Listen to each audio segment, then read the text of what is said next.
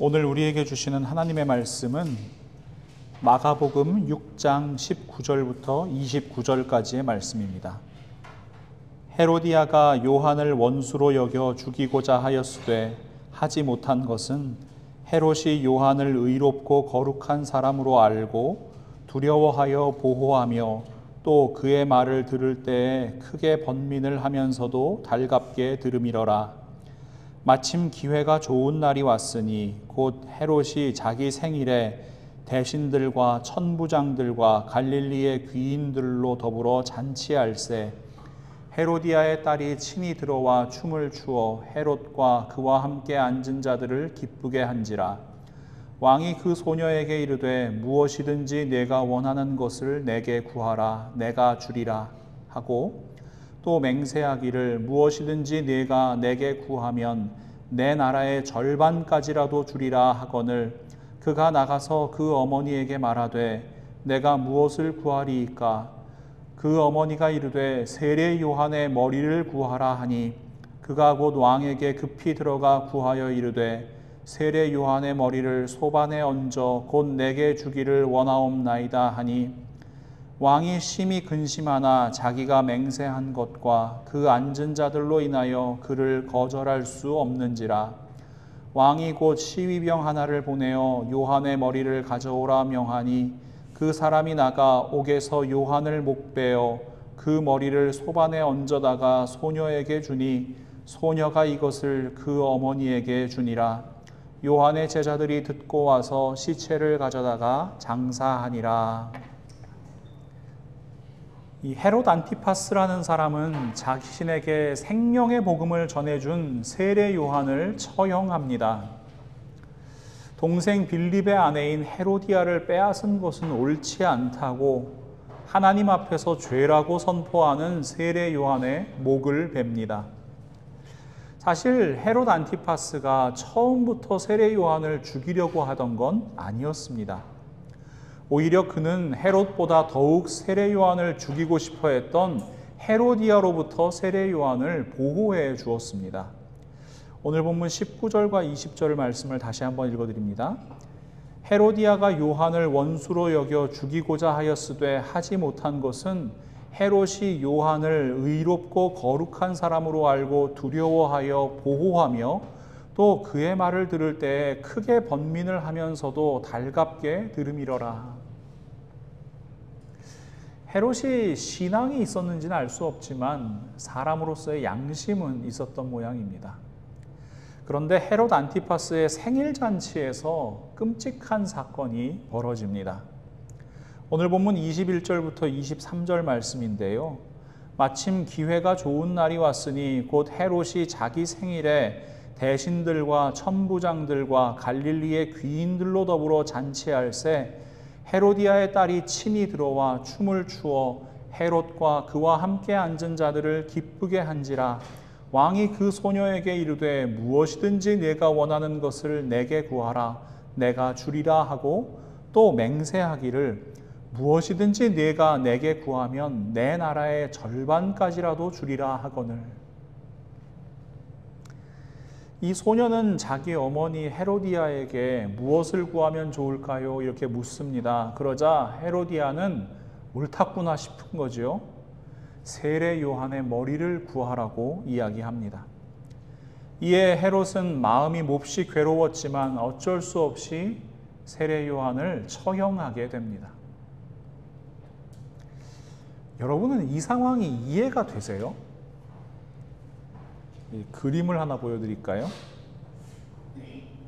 이 안드레아 솔라리오라고 하는 화가가 16세기에 그린 그림입니다. 헤로디아의 딸이 지금 소반에 세례 요한의 머리를 받아드는 장면입니다. 표정이 참 묘하지요.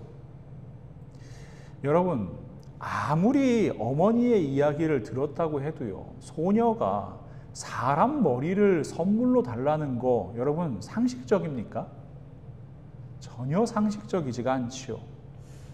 그럼 이렇게 말도 안 되는 얘기를 들은 헤롯은 어떻게 반응해야 돼요? 헤롯이 그래도 아버지잖아요. 거절해야죠. 여러분, 딸을 잘 타이르고 가르쳐야죠. 그런데 헤롯은 이 소녀, 자기 딸의 요청을 거절하지를 못합니다. 성경에서는 그 이유를 이렇게 기록합니다. 마가복음 6장 26절 말씀을 제가 새번역 성경으로 다시 한번 읽어드릴게요. 왕은 마음이 몹시 괴로웠지만 맹세한 것과 거기에 함께 앉아있는 사람들 때문에 소녀가 달라는 것을 거절할 수 없었다. 헤롯이 거절하지 못한 이유는 맹세 때문이었습니다. 여러분, 맹세해 보셨어요? 맹세는 서원이랑 똑같은 말인데요, 반드시 지켜야만 하는 약속을 의미합니다. 특히 이 당시의 맹세는 명예와 직결된 것이었습니다. 지금이야 이 명예가 정말 있는지 없는지 구분이 안 되는 시대를 우린 살고 있지만, 이 당시의 명예는 생명과 바꿀 수 있는 것이었습니다. 자기가 만약에 맹세를 했는데 맹세를 지키지 않아요? 그럼 어떻게 돼요? 자신의 명예가 땅에 떨어져 버리는 거예요. 근데 지금 이 자리에는 이 헤롯이 한 맹세를 함께 들은 사람이 너무나 많아요. 뭐 부리고 있는 종이 들었다, 그럼 별 상관없을 수도 있겠죠. 그런데 이 자리에는요, 자신과 함께 정치를 하고 있는 대신들이 앉아 있어요. 로마 군대의 천부장들이 앉아 있어요. 갈릴리 지역의 이 유지들 다 모여 앉아 있어요. 여러분, 만약에 이런 자리에서 이 사람들이 다 들었는데 맹세를 했는데 안 지킨다? 그러면 자신의 명예는 완전히 추락하고 자기가 지금 가지고 있는 이 분봉왕이라는 지위 역시도 흔들리게 될 가능성이 대단히 높은 겁니다. 그러니 헤롯은 선택해야 됩니다. 의롭고 거룩한 사람의 생명을 살릴 것인가, 아니면 자신의 명예를 세우기 위해서 그를 죽일 것인가. 헤롯은 후자를 선택합니다. 그것이 자기에게 유익해 보이기 때문입니다. 분봉왕으로서 위신과 명예를 잃게 되면 자신이 손해봐야 되는 것이 너무나 많아요. 정의와 불의 사이에 서 있잖아요. 그런데 그것을 선택하는 기준이 철저히 자기의 이익입니다. 우리가 인생에서 마주하는 수많은 선택의 순간들도 이와 크게 다르질 않습니다. 우리가 사람 목숨을 결정해야 되는 그런 상황은 거의 없겠지만요, 정의와 불의 사이에서 우리는 어떤 선택을 하면서 살아가나요? 분명히 옳은 일, 분명히 하나님의 뜻인 일, 우리는 알고 있습니다. 하지만 그것을 선택하면 손해를 볼 가능성이 높습니다. 잠깐 불의에 눈 감으면요, 손해보지 않아도 괜찮아요. 큰 이익을 볼 수도 있어요. 자, 의롭지만 손해보는 것이 명확한 길이 있고요, 불의하지만 이익을 볼 수 있는 길이 있습니다. 그런 선택의 순간에 우리는 무엇을 선택해야 합니까? 우리 모두가 하나님께서 기뻐하시는 길을 선택할 수 있기를 간절히 소망합니다. 우리는 그리스도인이기 때문입니다. 박해와 고난과 죽음이 기다리는 줄 뻔히 알지만 그럼에도 불구하고 십자가의 길을 선택하신 예수님과 함께 살아가는 그리스도인들이기 때문입니다. 그런데 조금 더 깊이 말씀을 묵상해 보면요, 이 헤롯의 죄는 단지 맹세 때문만이 아닙니다. 단순한 선택의 문제가 아닙니다. 이 헤롯이 저지른 죄의 더욱더 근본적인 원인은 바로 헤롯 안티파스의 교만 때문입니다. 오늘 본문 22절과 23절 말씀을 새번역 성경으로 다시 한번 읽어볼까요? 우리 한 목소리 읽겠습니다. 헤로디아의 딸이 춤을 추어서 헤롯과 그 자리에 앉아있는 사람들을 즐겁게 해주었다. 왕이 소녀에게 말하였다. 내 소원을 말해보아라. 내가 들어주마. 그리고 그 소녀에게 굳게 맹세하였다. 내가 원하는 것이면 이 나라의 절반이라도 주겠다. 헤롯이 뭐라고 맹세해요? 네가 원하면 이 나라 절반이라도 내가 주마. 이렇게 맹세합니다.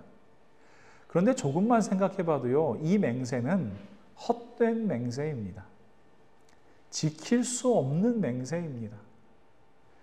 헤롯에게는요, 나라의 절반을 떼어줄 권한이 없기 때문입니다. 헤롯 안티파스는요, 분봉왕이에요. 분봉왕은 우리 지지난주에 살펴본 것처럼 로마의 황제로부터 그 지역을 다스릴 권한을 위임받은 사람에 불과합니다. 이 헤롯 안티파스는 주후 39년에 이 분봉왕에서 폐위돼서 유배를 가게 되거든요. 이 역사가 요세푸스라는 사람은 그 이유에 대해서 이렇게 기록합니다. 로마 황제 칼리굴라에게 부탁해서 왕의 칭호를 공식적으로 받게 하려던 헤로디아의 시도 때문에 헤롯의 적대자들이 움직였다. 자, 생각해보면 뭐예요? 그 당시 분봉왕은요, 공식적으로 왕이라고 불릴 수 있었어요? 없었어요? 불릴 수 없는 존재였습니다. 그가 다스리는 갈릴리와 베레아 지방의 주인은 헤롯 안티파스가 아니고요, 로마의 황제인 겁니다. 그러니 여러분, 당연히 내 나라가 아니에요. 그 절반을 줄 수 없어요. 그런데 여러분, 생일잔치에서 뭐 술 한잔 했겠죠? 딸의 재롱잔치도 잘 봤겠죠? 여러 권력자들이 대단하다고 막 축혀 세워줬겠지요? 기분 좋았겠지요? 자신이 대단한 사람 된 것 같은 느낌이 들었겠지요? 그래서 내가 다스리고 있는 이 나라 내 마음대로 할 수 있다는 생각 들었을 겁니다. 그러나 그것은 헤롯의 착각에 불과한 겁니다. 자, 이런 착각, 똑같은 맥락에서 우리 예수님은 뭐라고 말씀하시는가? 맹세하지 말라고 말씀하십니다. 마태복음 5장 33절에서 36절 말씀인데요. 또 옛사람에게 말한 바 헛맹세를 하지 말고 내 맹세한 것을 주께 지키라 하였다는 것을 너희가 들었으나 나는 너희에게 이르노니 도무지 맹세하지 말지니 하늘로도 하지 말라 이는 하나님의 보좌임이요 땅으로도 하지 말라 이는 하나님의 발등상임이요 예루살렘으로도 하지 말라 이는 큰 임금의 성임이요 내 머리로도 하지 말라 이는 내가 한 터럭도 희고 검게 할 수 없음이라. 여러분, 이 말씀은요, 단지 맹세하지 말아라 그것을 금하신다기보다는 착각하지 말라고 말씀하시는 겁니다. 뭘요? 여러분, 하늘도 땅도 예루살렘도 심지어 자기 것이라고 생각되는 이 머리카락 한 올까지도 다 누구의 것입니까? 하나님의 것입니다. 모든 것의 주인은 하나님이십니다. 내 것으로 착각하지 말라는 거예요. 그것이 교만입니다. 하나님의 것을 나의 것으로 착각하는 것. 그런 면에서 여러분, 우리 한 사람 한 사람도 교만하기 쉽지만 이 왕이라는 존재는 얼마나 교만하기가 쉬워요. 이런 착각하고 있는 사람 한 사람 더 살펴볼까요?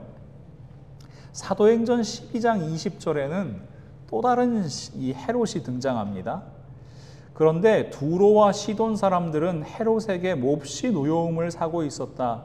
그래서 그들은 뜻을 모아서 왕을 찾아갔다.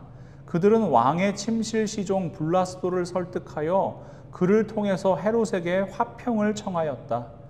그들의 지방이 왕의 영토에서 식량을 공급받고 있었으므로 이렇게 할 수밖에 없었다.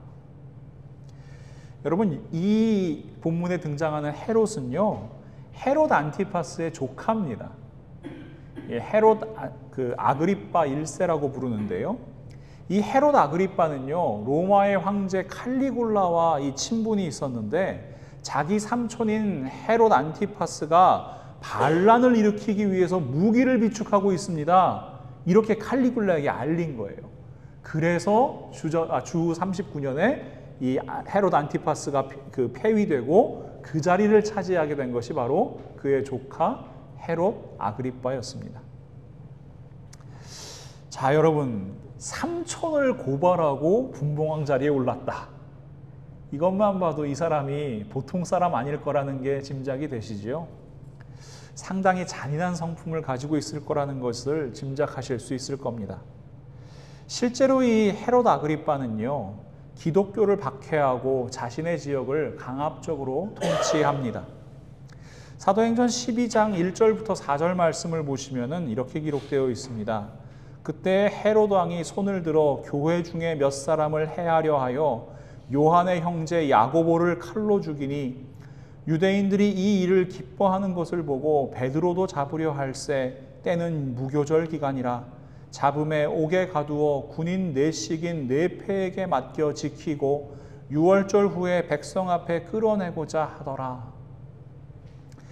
12제자 중에 최초로 순교한 야고보를 죽인 이가 바로 헤롯 아그리빠입니다. 그리고 이 야고보를 죽였더니 백성들이 너무 좋아하는 거예요. 그래서 한 사람 더 죽여야겠다 이렇게 생각하고 베드로를 잡아들인 사람이 바로 헤롯 아그리빠였습니다. 참 잔인하죠. 그런데 여러분, 두로와 시돈 사람들은 큰일 났습니다. 이렇게 잔인한 헤롯 아그리빠의 눈밖에 난 거예요. 관계가 틀어진 거예요. 문제가 있는데 이 두로와 시돈 지방 사람들은 이 갈릴리와 베레아 지방에서 수확되는 이 양식을 공급받는 사람들이에요. 이 식량을 공급할 권한을 이 헤롯 아그리빠가 쥐고 있는 거예요. 그래서 이 두로와 시돈 사람들은 이 갈릴리 지역으로 찾아와 가지고 이 헤롯 아그리빠의 시종인 블라스도를 찾아가요. 그 블라스도에게 로비를 하는 거예요. 아유, 우리 좀 잘 봐달라고 얘기해 주세요. 왕이 이렇게 보통 이게 잠들기 전에는 사람이 좀 이렇게 유해지잖아요. 감성적이고. 그러니까 아유, 헤롯 왕에게 가셔가지고 이렇게 잠드시기 전에 아유, 그거 알고 보니까 두로와 시돈 사람들이 참 좋습니다. 이 사람들 잘해줘야 됩니다. 이렇게 한마디만 해주세요. 이게 로비를 하는 거예요. 여러분, 자, 이것을 거꾸로 이야기하면요. 자, 두로와 시돈 지방 사람들은 지금 헤롯 왕의 결정에 지금 목매여 있는 사람들이잖아요. 그런데 반대로 헤롯은 지금 어떤 입장이에요?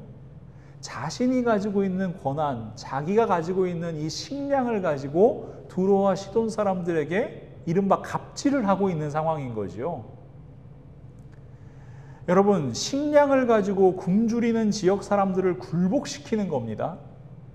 너희들 내 말 안 들으면 식량 공급 끊어버릴 거야. 재미없을 줄 알아? 이렇게 이야기하는 거예요.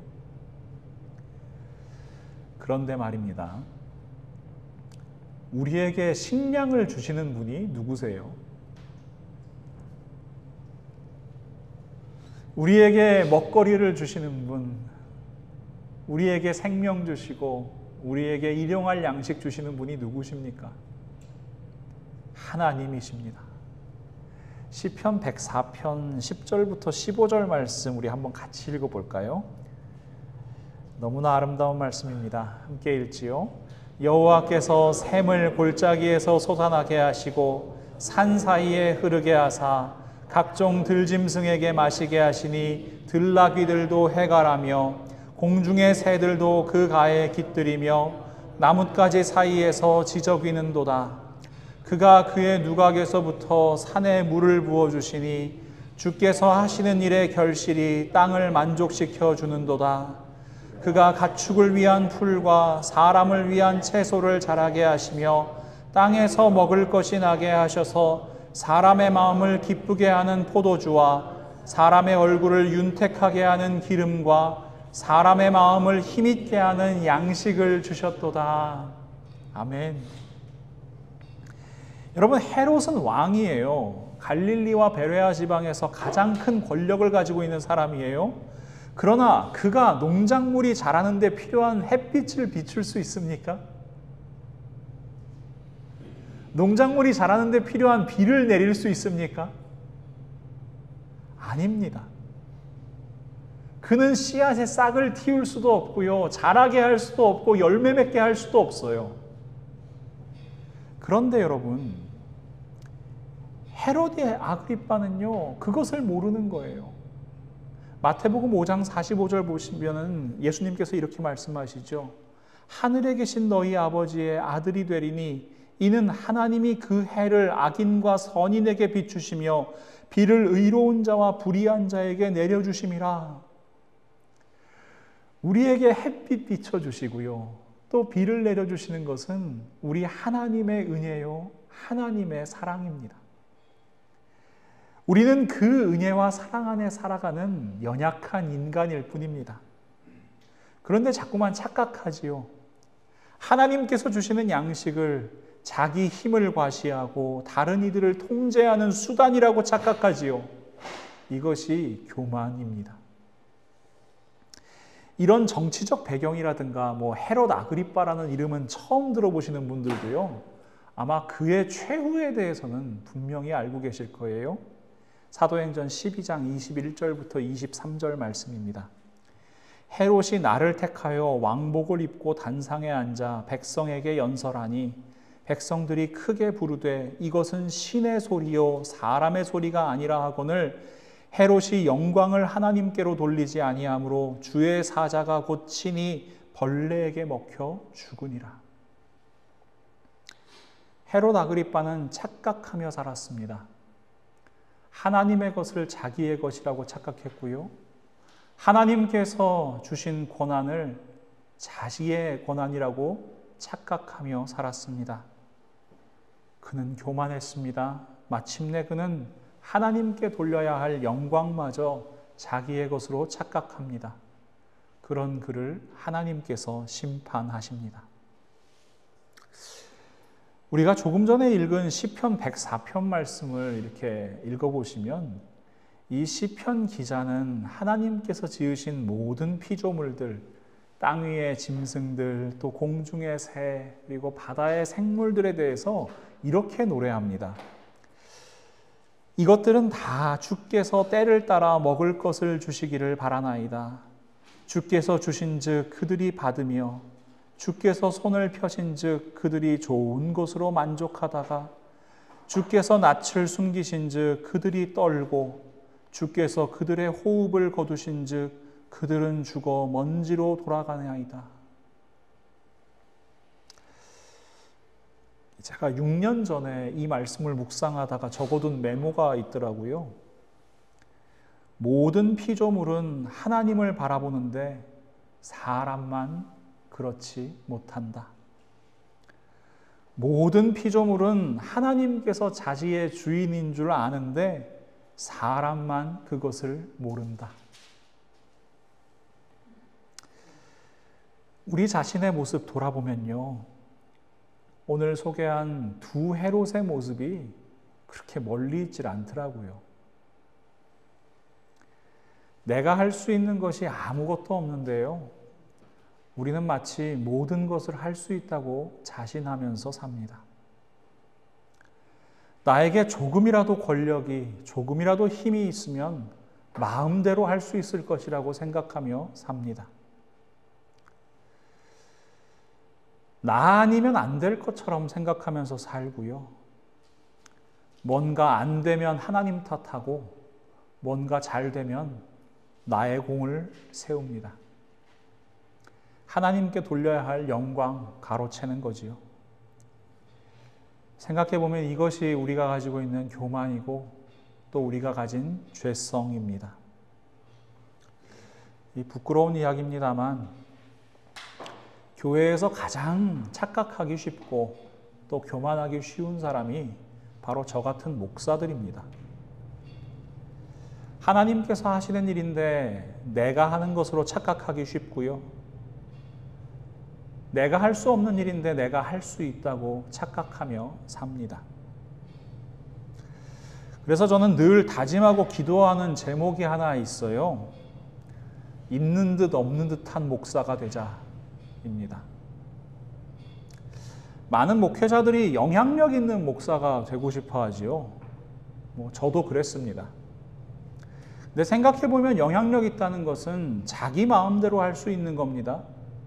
자기 마음대로 통제할 수 있다는 겁니다. 이것은 권력이요 교만입니다. 그러다 보니까 목사 개인의 욕망과 야망 때문에 성도님들을 희생하는 경우가 너무나 많습니다. 그래서 여러분, 오늘 설교를 준비하면서 제가 다시 한번 깊이 묵상한 말씀이 있습니다. 사도 바울의 고백인데요. 고린도전서 3장 5절부터 7절까지의 말씀입니다. 그렇다면 아볼로는 무엇이고 바울은 무엇입니까? 아볼로와 나는 여러분을 믿게 한 일꾼들이며 주님께서 우리에게 각각 맡겨주신 대로 일하였을 뿐입니다. 나는 심고 아볼로는 물을 주었습니다. 그러나 하나님께서 자라게 하셨습니다. 그러므로 심는 사람이나 물 주는 사람은 아무것도 아니요 자라게 하시는 분은 하나님이십니다. 저는 심는 사람이고 또 물 주는 사람입니다. 그러니 아무것도 아닙니다. 여러분에게 뿌려진 말씀의 씨앗이 싹트고요, 자라고요, 30배, 60배, 100배의 풍성한 열매 맺게 하시는 분은 오직 하나님이십니다. 저는 이 마음이 우리 라이프교회 공동체 안에 늘 가득하기를 소망합니다. 저만 그러면 안 되겠지요. 그래서 우리 함께 사도 바울의 권면을 하나님 말씀으로 받기를 원하는데요. 우리 에베소서 6장 5절부터 9절까지의 말씀을 우리 새번역 성경으로 함께 읽겠습니다. 종으로 있느니 여러분 두려움과 떨림과 성실한 마음으로 육신의 주인에게 순종하십시오. 그리스도께 하듯이 해야 합니다. 사람을 기쁘게 하는 자들처럼 눈가림으로 하지 말고 그리스도의 종답게 진심으로 하나님의 뜻을 실천하십시오. 사람에게가 아니라 주님께 하듯이 기쁜 마음으로 섬기십시오. 선한 일을 하는 사람은 종이든지 자유인이든지 각각 그 갚음을 주님께로부터 받게 됨을 여러분은 아십시오. 주인이 되니 여러분 종들에게 이와 같이 대하고 위협을 그만두십시오. 그들의 주님이시요 여러분의 주님이신 분께서 하늘에 계신다는 것과 주님께서는 사람을 차별하여 대하지 않으신다는 것을 여러분은 아십시오. 아멘. 저는 예전에 이 말씀이 그저 성실하게 살아라 그런 얘기인 줄 알았어요. 그런데 제가 말씀을 연구하면 연구할수록 이 말씀은 우리의 주인이 누구신가를 생각하면서 살라는 말씀입니다. 종이든지 자유인이든지 주인이든지 우리가 가져야 할 마음이 분명하다는 겁니다. 우리의 주인, 우리 생명의 주인이 오직 하나님이시라는 겁니다. 그 사람의 지위가 어떻든 상관없어요. 신분이 어떻든 상관없어요. 재물이 많든지 적든지 상관없어요. 권력을 가지고 있든지 아니든지 상관없어요. 모든 사람은 하나님 앞에 선 연약한 존재일 뿐이라는 겁니다. 우리는 주인이신 하나님 앞에서 살아가는 겁니다. 그러니 무슨 일을 하든지 죽게 하듯 하며 사는 거지요. 이 생각이 정말 중요한 이유는요. 나의 주인이 하나님이심을 고백해야 우리가 사랑하는 삶을 살 수 있다는 겁니다. 나의 주인이 하나님이세요. 여러분, 옆에 앉아 있는 사람 주인은 누구예요? 하나님이신 거예요. 여러분, 우리 모두가 하나님을 주인으로 섬기고 있다. 우리 모두는 하나님의 것이다. 여러분, 이 마음이 없으면요, 상호 존중이 불가능합니다. 자기 것 아닌 권한까지도 착각하면서 휘두르고 싶은 것이 인간이잖아요. 그러나 하나님께서 나의 주인이시고 나에게 힘 주신 분이 하나님이심을 알면은 어떻게 될까요? 나의 옆에 있는 사람 역시 하나님의 것이라는 것을 고백하면 어떻게 될까요? 함부로 할 수 없는 겁니다. 사랑해야 하는 겁니다. 내가 가진 조그만 힘이라도 있다면 누군가를 억압하는 데 쓰는 것이 아니라 보듬어주고 세워주고 보살피고 위로하는 일에 그 힘을 사용하게 되는 겁니다. 한 주인이신 하나님 안에서 함께 살아가는 삶, 그것이 바로 우리 그리스도인들의 삶입니다. 사랑하는 믿음의 동역자 여러분, 사순절을 보내며 우리의 마음을 점검하기를 원합니다. 주인 행세하지 마십시오. 나의 주인이 누구신지 분명히 마음에 새기십시오. 교만한 마음과 나의 엉뚱한 착각들을 십자가 앞에 모두 내려놓으십시오. 이것이 하나님께서 우리에게 말씀하시는 그리스도인의 삶입니다. 잠언 18장 12절 말씀 우리 한 목소리로 읽어볼까요? 사람의 마음의 교만은 멸망의 선봉이요 겸손은 존귀의 길잡이니라. 아멘. 이 말씀이 우리의 발의 등불이 되고 우리가 걷는 길에 빛이 되기를 간절히 소망합니다. 주인이신 하나님의 종이 된 우리 모두가 하나님께 영광을 돌리는 삶, 한 주인 안에 있는 모든 사람들과 서로 사랑하며 함께 살아가는 삶을 살아갈 수 있기를 예수 그리스도의 이름으로 간절히 축원합니다. 하나님, 오늘도 저희에게 하나님의 말씀으로 말씀하여 주심에 진심으로 감사합니다. 그리고 그 말씀 듣고 하나님 앞에 나와 회개합니다. 저희들 참 많이 착각하면서 삽니다. 얼마나 교만한지 모릅니다. 두 헤롯의 모습이 저희들의 모습입니다.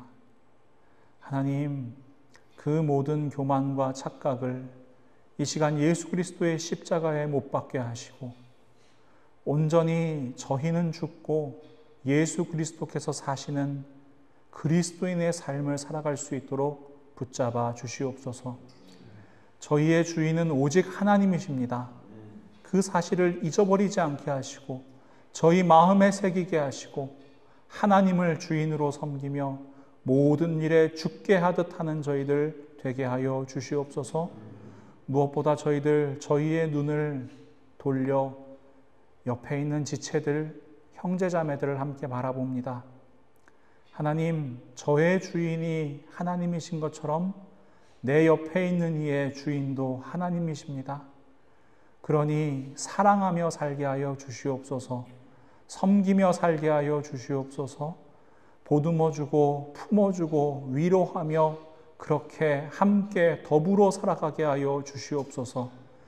저희를 통하여 역사하실 하나님의 손길을 기대합니다. 저희를 통하여 이루어가실 하나님의 나라를 기대합니다.